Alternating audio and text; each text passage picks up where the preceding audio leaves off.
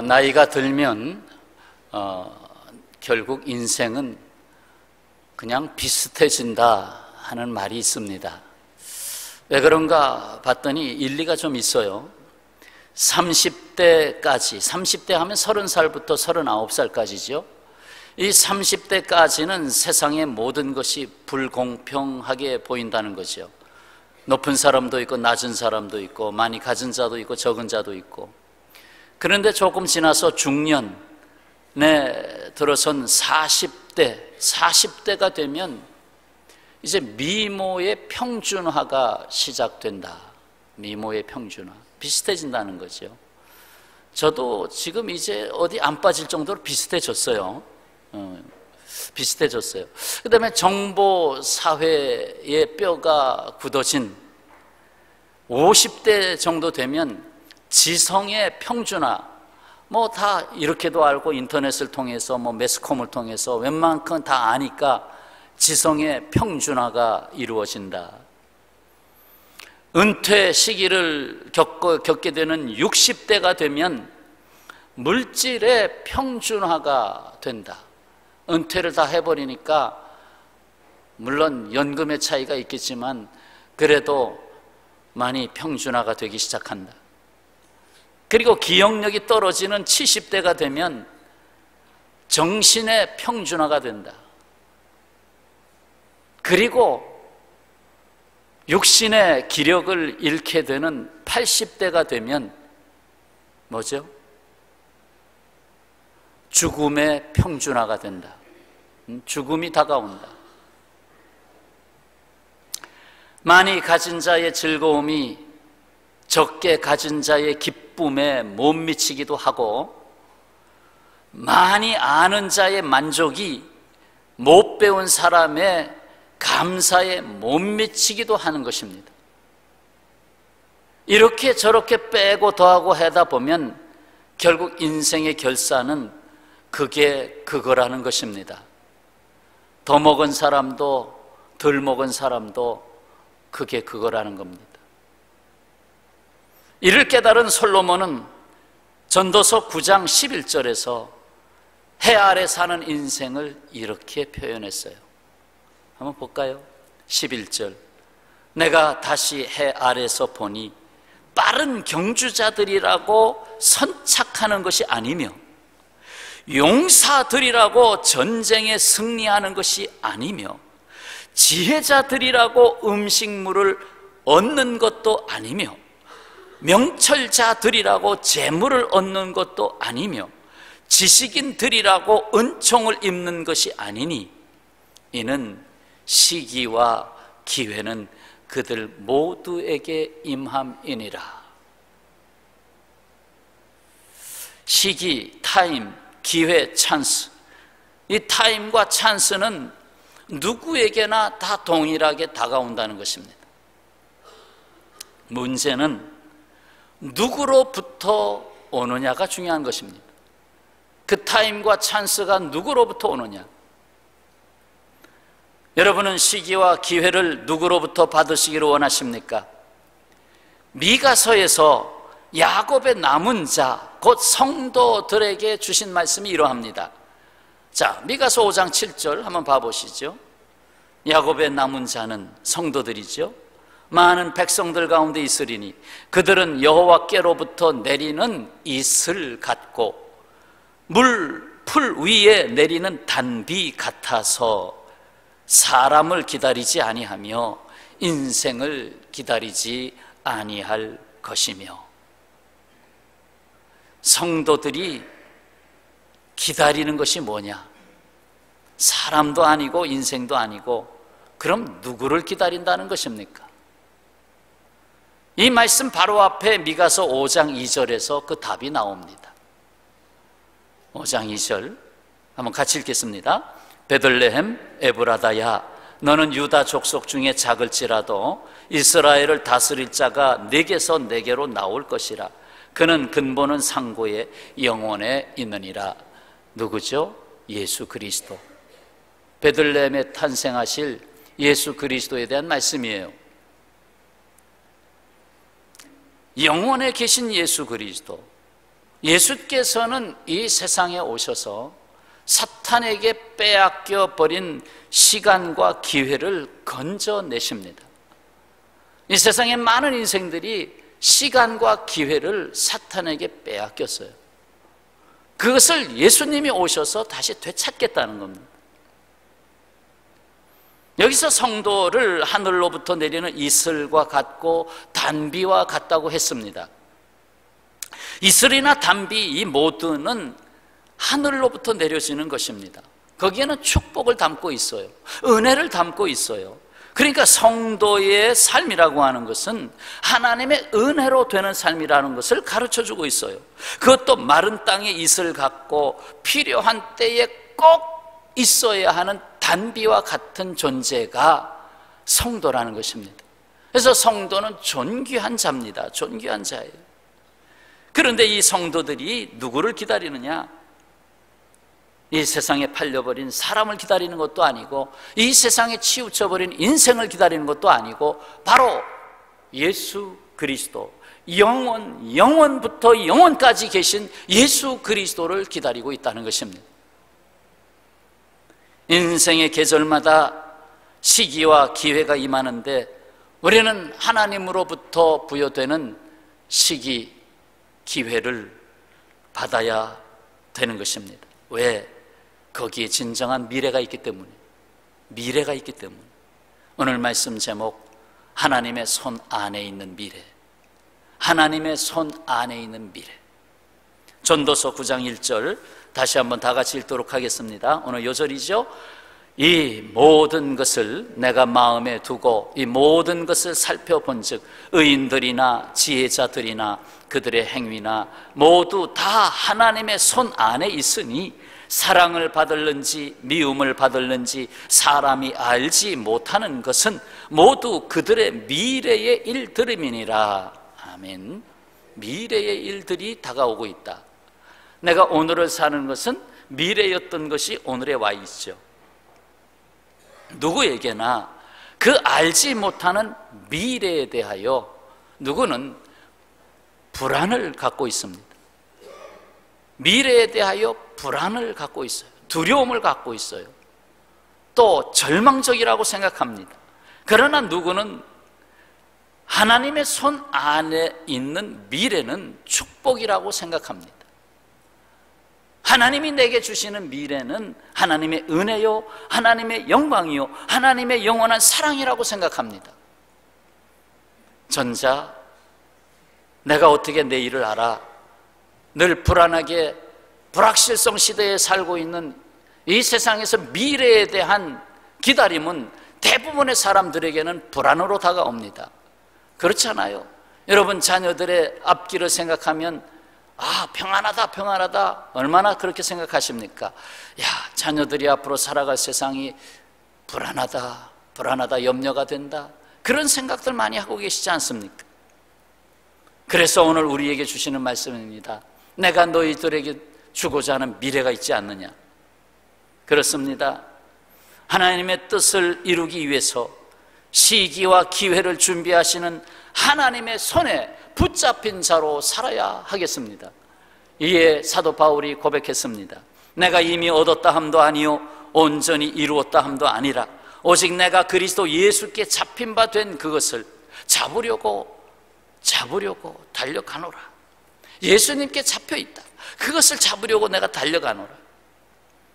그런데 혹시 나는 하나님이 나를 붙잡고 있다 하는 것에 대해서 의심하고 있지 않습니까? 정말 하나님 나를 붙잡고 계십니까? 정말 하나님 나의 미래를 준비하고 계십니까? 혹 의심하고 있지는 않습니까? 의심하게 되는 동기들이 있죠. 인생을 살다 보면 실망하고 좌절하고 회의에 빠지고 고통에 심히 빠지게 되고, 그러다 보면 하나님 정말 나를 인도하고 계시는 것입니까? 하면서 그 손을 뿌리칠 때가 있어요. 하나님 나를 정말 붙잡고 계십니까? 하나님이 나에게 정말 미래를 준비하고 계시는 것입니까? 의심하게 되죠. 그러나 하나님의 손은 여전히 우리에게 손을 내밀고 있어요. 너의 미래는 나에게 있다 라고 말씀하고 있는 거예요. 다윗은 시편 37편에서 이렇게 하나님을 찬송합니다. 여호와께서 사람의 걸음을 정하시고, 이건 내가 너의 미래를 준비하겠다는 거 아니에요. 사람의 걸음을 정하시고 그의 길을 기뻐하시나니. 그 다음 절 24절 다 같이 읽겠습니다. 그는 넘어지나 아주 엎드러지지 아니함은 여호와께서 그의 손으로 붙드심이라. 넘어진 것 같은데 아니다, 내가 영원히 붙잡겠다는 거예요. 모 교회에서 어느 권사님이 간증을 했어요. 그 중에 한 부분이에요. 10살 때 아버지를 폐결핵으로 잃게 됐습니다. 그보다 앞서서 어머니를 일찍이 여인 이 어린 소녀, 딸이 고아가 되는 것이 두려웠습니다. 그래서 이 어린 딸이, 10살 된 어린 딸이 하나님께 기도합니다.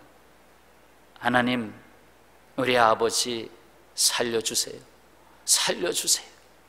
애원했죠. 그런데 그 기도가 응답되지 아니하고 결국 어머니가 먼저 세상을 떠났는데 이제 아버지마저 자기 곁을 떠나게 됐습니다. 어린 딸의 마음속에는 이 일이 응어리로 남았어요. 내가 고아가 됐구나. 응어리로 남았어요. 하나님은 사랑의 하나님이라고 하시면서 왜 저의 기도를 들어주시지 않으십니까? 하나님 미워요. 하나님 미워요. 이렇게 해서 세월이 흐르고 흘렀습니다. 성장하여 신실하고 능력 있는 청년과 결혼을 하게 됩니다. 어찌 세상을 떠난 아버지와 어머니가 결혼식 날 생각나지 않겠습니까? 그래도 자기를 붙잡고 들어가야 할 아버지가 자기가 10살 때 세상을 떠났으니 어찌 생각 안 나겠습니까? 신랑 입장이 끝났습니다. 이제는 신부 입장을 하게 되는데 하늘로부터 음성이 그에게 임합니다. 이 신부에게 응합니다. 이제 지금 뭐 나이가 권사가 돼서 옛날 간증하는 얘기입니다. 뭐라고 음성이 임했느냐? 내가 내 아버지 대신 이 신랑에게 너를 맡기노라. 이 신랑에게 너를 맡긴다 하는 하나님의 음성이 신부 입장의 자리에서 들려온 것입니다. 무슨 말입니까? 결국 신랑을 너에게 준비해 주었고 이 신랑이 너를 행복하게 해줄 것이고 내 10살 때의 기도를 내가 잊은 게 아니다라는 거죠. 지금 너에게 지금 이와 같이 오늘 기쁜 결혼식 날이 됐다는 거죠. 여기서 찬송가 가사가 들려옵니다. 620장 2절 찬송인데요, 이 가사 제가 낭독하는 동안 우리 방송실에서 이거 하나 좀 띄워주세요. 620장 2절. 자, 반주 한번 준비해 주세요. 주님이 뜻하신 일 헤아리기 어렵더라도, 주님이 뜻하신 일 헤아리기 어렵더라도 언제나 주 뜻 안에 내가 있음을 아노라. 사랑과 말씀들이 나를 더욱 새롭게 하니 때로는 넘어져도 최후 승리를 믿노라. 이 가사가 이 설교 준비하는데 팍 떠올라서 같이 좀 불러야 되겠어요. 같이. 자, 2절 가사 띄울 수 있어요? 방송실 갑자기 부탁을 해서. 네. 없으면 찬송가 펴보세요. 620장.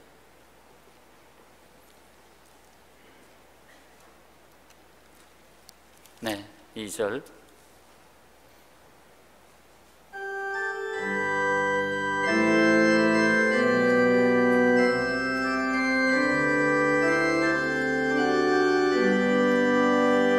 주님이 뜻하신 일 헤아리기 어렵더라도 언제나 주 뜻 안에 내가 있음을 아노라. 사랑과 말씀들이 나를 더욱 새롭게 하니 때로는 넘어져도 최후 승리를 믿노라. 이 믿음 더욱 굳세라. 주가 지켜주신다. 어두운 밤에도 주의 밝은 빛 인도하여 주신다. 아멘. 그렇습니다. 주님의 뜻하신 일 다 헤아리기 어렵습니다. 그러나 분명히 주님을 사랑하고 믿는 자에게 주님이 준비하고 계십니다. 다윗 왕이 인구 조사를 했어요. 왜냐하면 그래도 이 나라를 지켜나가는 군사가 몇 명이나 될까? 그 군사력을 알고 싶어서 보냈어요. 그래서 조사를 해보니 약 160만 명 정도 돼요. 근데 사실 하나님이 원하지 않으셨어요. 왜? 내가 군사력으로 이 나라를 지킨 줄 아느냐? 내가 믿는 하나님 여호와가 지키지 않았느냐? 그런데 네가 인구조사를 또 했구나. 그래서 하나님이 벌을 내리셨어요. 3가지 벌 중에 네가 선택해라. 3년 동안 기근을 줄까? 아니면 적군의 칼이 들어와서 칼 앞에 쓰러지게 해줄까?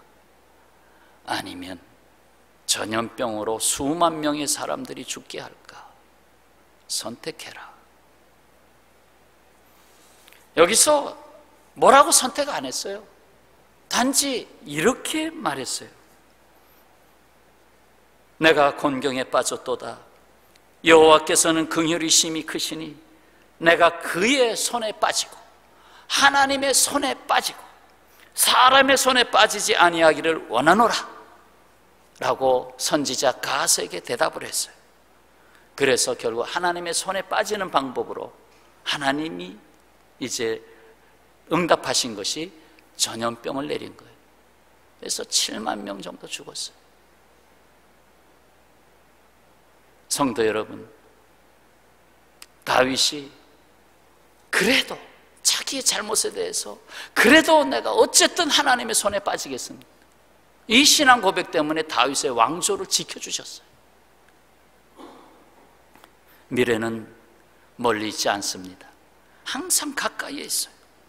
또 하나님의 손 안에 있어요. 하나님의 손이 멀리 있지 않아요. 너무 가까이 있어요. 어느 날 한 청년이 사하라 사막을 횡단하고자 했습니다. 그래서 많은 장비를 준비하고 특히나 식수를 잘 준비해가지고 떠났는데, 근데 생각 외로 얼마 가지 못해서 식수가 떨어졌어요. 기진맥진해서 쓰러졌고 마침내 실신하게 이르렀습니다. 한참 후 다시 정신을 차리고 눈을 떠보니 야자수가 보입니다. 바람에 이파리가 흔들거리는 것이 보입니다. 그는 생각하기를, 야, 내가 죽을 때가 돼서 죽어가고 있는 모양이다. 내가 환각을 보나보다. 내가 환상을 보나보다. 눈을 감자. 그런데 또다시 귀에서 뭐가 들립니다. 뭐가 새소리가 멀리서 들리는 것 같습니다. 뭐가 물소리 같은 것도 들리는 것 같습니다. 이거 또 환청이 들리는구나. 이제 내가 끝났구나. 그 이튿날 되었어요. 그 이튿날 아침 사막의 한 베두인이 어린 아들과 함께 오아시스 물을 길러 나왔다가 그 물가에 쓰러져 있는 이 젊은 사람을 보게 됩니다. 입은 다 말라붙었고 거기서 죽어 있어요. 이 모습을 본 어린 아들이 참 이상하다 생각했어요. 아니, 어째 저렇게 여기서 죽었을까? 그래서 아버지에게 물었어요. 아버지, 이 사람은 왜 물가에서 목말라 죽었을까요? 왜 물가에서 목말라 죽었을까요? 물도 마시지 않고. 아버지가 대답합니다. 얘야, 여기 죽어있는 젊은이가 현대인이란다. 현대인이란다. 이것은, 이 비유는 독일 신학자 찡크가 꼬집어 말한 현대인의 모습입니다. 현대인의 모습이 그와 같다는 거예요. 사막을 횡단하는, 사막과 같은 삶을 횡단하는 현대인. 그런데 오아시스를 만났는데도 불구하고, 자기를 구원해 줄 오아시스를 만났는데도 불구하고 그건 환상이다, 아니다, 그 죽었다는 거예요. 물가에서 목말라 죽은 현대인. 참 그럴듯한 비유네요. 미래의 염려 때문에 오늘 곁에 와 있는 행복을 놓치는 현대인. 늘 행복을 곁에 두고도 다른 곳에 행복이 있는 줄 알고 찾아 헤매다가 지쳐버린 현대인. 많은 것들을 곁에 두고 다 써보지도 못하고 죽어가는 이상한 현대인. 나누면 반드시 행복이 온다는 지극히 평범한 진리를 알고도 실천을 못하는 욕심쟁이 현대인. 사랑할 수 있는 시간이 얼마 남지 않았다는 사실을 알고도 사랑하지 못하는 현대인. 이것이 오아시스 곁에 있는 현대인이라는 거예요. 그 오아시스는 바로 예수 그리스도. 예수 그리스도가 곁에 와 있는데도 죽어가고 있는 현대인. 하나님은 말씀하십니다. 예레미야서 2장 13절 이 말씀, 저는 이걸 이렇게 기억하고 싶어요. 얘야 미야가 되기 전에, 지금 오후 2시 13분이다. 오후 2시 13분, 너무 뜨거운 시간이다. 이 말씀 기억하고 있어라. 다 같이 읽겠습니다. 내 백성이 두 가지 악을 행하였나니 곧 그들이 생수의 근원 되는 나를 버린 것과 스스로 웅덩이를 판 것인데 그것은 그 물을 가두지 못할 터진 웅덩이들임이니라. 예레미야 2장 13절 말씀 꼭 기억해 두세요. 저게 당시 인간의 삶을 지적했을 뿐만 아니라 현대인의 모습 그대로입니다. 현대인의 모습. 생수의 근원 되신 나를 버린 것, 하나님을 버린 것, 하나님을 버린 현대인. 또 한 가지는 하나님을 버리고 나니 제 힘으로 살아야죠. 그래서 스스로 웅덩이를 판다. 물을 모으자, 재산을 모으자, 나의 지위를 여기서 만들어 보자. 스스로 웅덩이를 파고 평생을 파는데 물 하나 모으지 못할 터진 웅덩이라. 헛된 인생이라. 얼마나 정확한, 하나님은 인격의 하나님이십니다. 하나님이 얼마나 정확하게 인간에게 말씀하고 있는지 모릅니다. 이 말씀에 대칭이 되는 말씀이 있어요. 사마리아 우물가에서 예수님이 물을 찾으러 나온 여인에게 하신 말씀, 요한복음 4장 14절, 내가 주는 물을 마시는 자는 영원히 목마르지 아니하리니 내가 주는 물은 그 속에서 영생하도록 솟아나는 샘물이 되리라. 할렐루야, 아멘. 오늘 날씨가 더워서요 1부, 2부 예배 때 많이 나오셨어요. 3부 예배 더워서 못 나가겠다. 휴가철이 시작됐고요. 그래도 열심히 나오셨어요. 왜 나오셨어요? 여기에 생명수 우물가가 여기 있기 때문에 왔어요. 사랑하는 여러분, 인생의 목마름과 헛됨으로부터 벗어나기 위해서 우리에게 전도서 마지막에서 이 정답을 제시하고 있습니다. 전도서 12장 13절 보세요. 다 같이 읽겠습니다. 이래 결국을 다 들었으니 하나님을 경외하고 그의 명령들을 지킬지어다. 이것이 모든 사람의 본분이니라. 하나님을 경외하고 하나님의 손에 너의 인생을 맡기라는 말씀입니다. 다윗은 다시 시편 37편 5절에서 찬양했습니다. 내 길을 여호와께 맡기라. 너의 미래를 여호와께 맡기라. 그를 의지하면 그가 뭐 하시고? 이루시고 내 의를 빛같이 뭐 하시며? 나타내시며 내 공의를 정오의 빛같이 뭐 해요? 하시리로다. 아멘. 미국의 실업가로서 최신부 장관을 지낸 존 워너메이커, 1922년에 작고한 분인데 그가 백화점 왕이죠.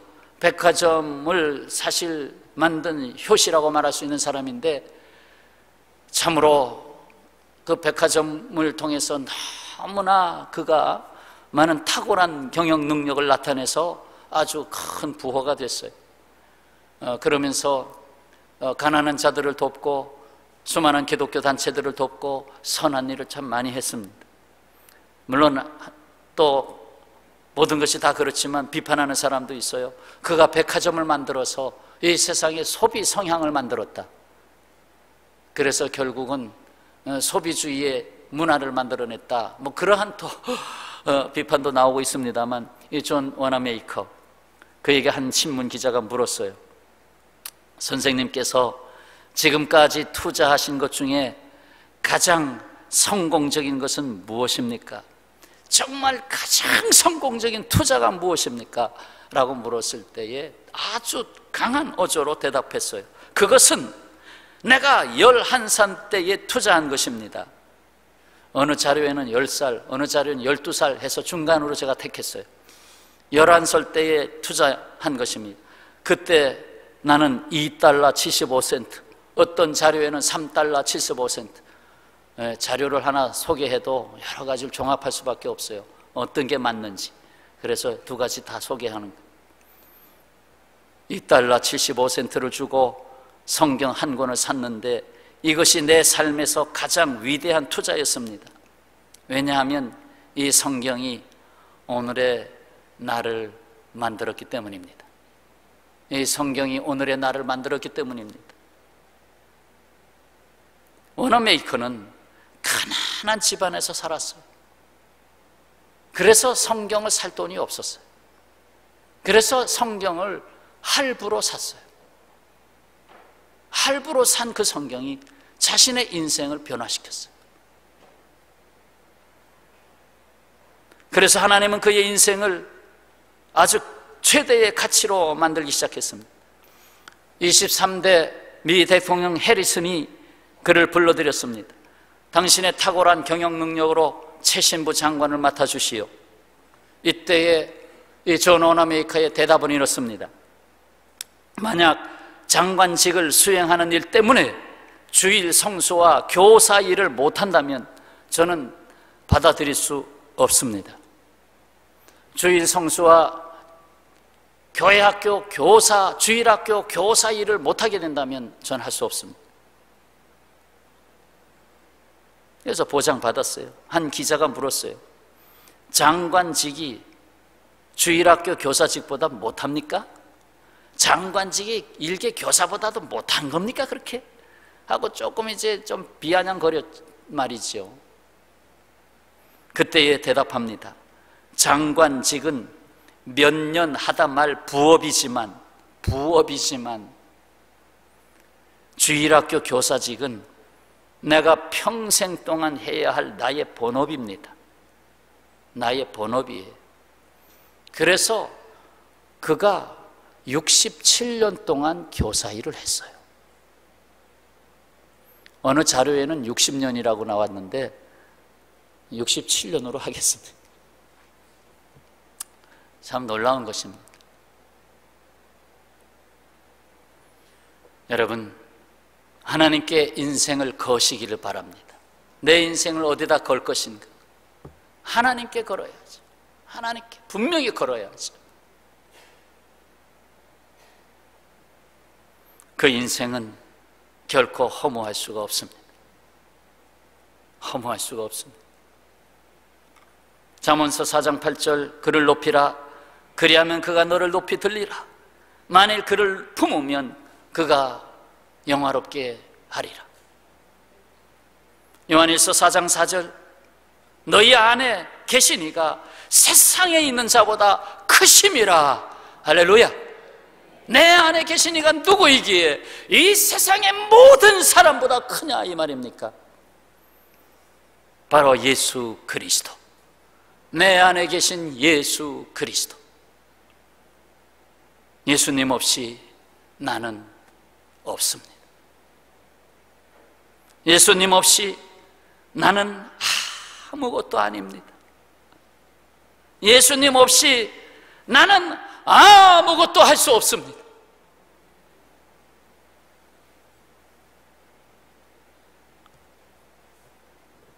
제가 중고등부 가서 특강을 하면서 빌립보서 4장 13절의 말씀도 하나 인용했어요. 내게 능력 주시는 자 안에서 내가 모든 것을 할 수 있느니라. 그런데 문제는 여기 있다. 세상 사람들은 내게 능력 주신 자 안에서 이걸 지워버렸다. 지워버리고 뒤에 것만 가지고 사용한다. 내가 모든 것을 할 수 있느니라. 이 뒤에 것만 가지고 하는 이들이 누구냐? 이것이 에이스 무브먼트, 거기에 속한 사람들이다. 내가 신이다 라고 말하는 사람들이다. 내게 능력 주시는 자 안에서, 그 예수 그리스도 안에서 내가 할 수 있는 것이, 예수 그리스도를 지워버리고 나는 할 수 있다, 이건 아니라 이 말이죠. 그런데 오늘날 많은 사람들이 그 앞에 걸 지워버리고 하려고 합니다. 그래서 막 웅덩이를 팝니다. 지식의 웅덩이를 팝니다. 기술의 웅덩이를 팝니다. 막 열심히. 그러나 나중에 터진 웅덩이라. 여러분, 자녀들, 다음 세대 자녀들 생각해 보세요. 열심히 24시간도 부족해서 공부합니다. 뜁니다. 이 학원 저 학원 달려다니고, 그냥 초등학교 때부터 그냥 몇 개 학원을 뛰어다니면서, 초등학교 하교 시간에 보면 노란 차들이 쫙, 여기도 모자라서 저쪽 기역자로 꺾어가지고 저쪽으로 쫙, 여기도 초등학교 가보세요. 다 서 있어요. 그 다음에 요 학원 열심히 달려가지만 예수 그리스도 안에 있느냐 하는 거예요.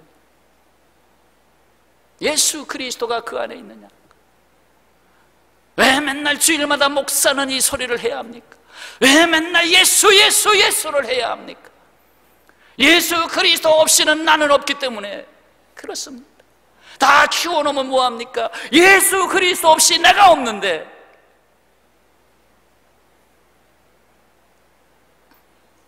하나님의 손 안에 있는 미래를 주시기 위해서 이 땅에 오신 하나님, 곧 예수 그리스도, 그 손을 내밀어 주시기 위해서, 그 미래를 이끌어 주시는 하나님의 손 안에 있는 미래를 허락하여 주시기 위해서 그 손에 못자국이 났어요.